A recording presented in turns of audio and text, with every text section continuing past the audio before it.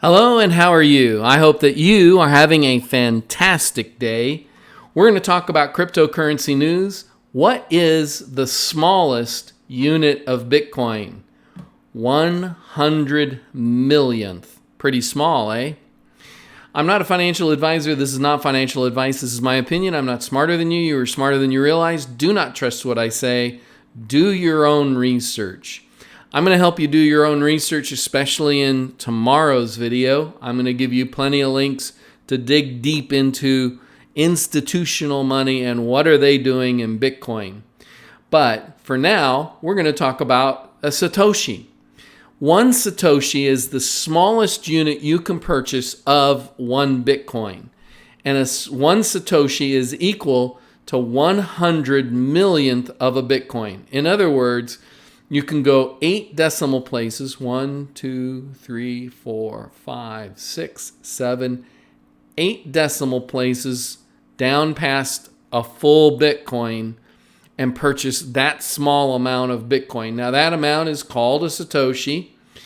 And if you owned one Satoshi based on a price of Bitcoin being at 7,500, right now Bitcoin is hovering right around the $7,500 price range. A little bit higher, a little bit lower. Today is December 8th, 2019. And so I just picked the even number because I wanted to make the math simple and make the numbers easier with fewer decimal places. And so at a $7,500 Bitcoin, one Satoshi is worth 0.000075. In other words, it would take 134 Satoshis to equal 1 US penny. So if you buy 1 penny worth of Bitcoin at today's price of 7,500, you're basically getting 134 Satoshis. Now, why does that matter? Here's why it matters. I hear people telling me from time to time that Bitcoin is not a good investment because the price is at 7,500 and that instead they should be looking at something that, say, one of the cryptocurrencies that are around $1 or around 2 cents or around $200. Well, the key thing you have to remember in investing in any cryptocurrency is, will it go up or will it go away?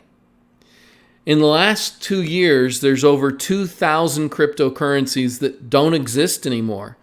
And if you had bought that cryptocurrency and it no longer exists, your money is gone. Literally gone. And so if you buy one of the smaller cryptocurrencies, the risk you run is that cryptocurrency goes away. Or if you've watched one of my other videos where I talk about censorship resistant, if you buy a cryptocurrency that's being run by a company and that company has done something wrong and the men with guns come in and say, shut it down, if the guy can't say, I can't shut it down, then your cryptocurrency is not censorship resistant and the men with guns can force that business to shut down, to turn off all their computers.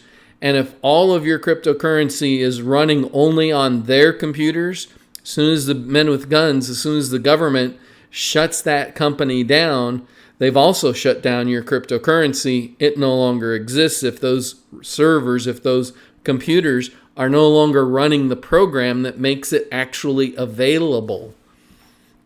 Now, you might be asking, well, how do I know that won't happen with Bitcoin? That would be pretty tough. Right now, Bitcoin is running on hundreds of thousands of computers all over the world. Every time somebody decides, hey, I'm going to become a Bitcoin miner and I'm going to get paid in Bitcoin for protecting the Bitcoin network, those people are not only keeping the Bitcoin network alive, but they're also getting paid to do it by the process of Bitcoin mining. And with hundreds of thousands of them all over the world, it would take somebody shutting down all of them in order to turn off Bitcoin. And the likelihood of somebody being able to even find where those machines are running in order to shut them down To be honest with you, I don't think they'll be able to. I know that there's been several large countries, including China, that have tried to stop Bitcoin, tried to shut it down, and have been unsuccessful at it because it is distributed globally. And so that global distribution is what gives Bitcoin its protection. So I hope I'm making sense. I hope you understand that, hey, if you're concerned about the price of Bitcoin, don't worry about it. You can still buy one Satoshi, which is fractions of a single penny. If you owned 134 Satoshi, today that's worth 1 US penny. And so no matter how much you wanted to invest in Bitcoin or how little you want to invest in Bitcoin, it's still possible to purchase that amount of Bitcoin, even way below a single US penny. In the meantime, how can I be of service to you? Do you have any other questions? Do you have any questions about what I just shared? Do you have anything, any comments? I'm interested in hearing from you. I would love to hear from you. Please leave comments below in the comments section. In the meantime, like, subscribe, and hodl, and I hope that you have a fantastic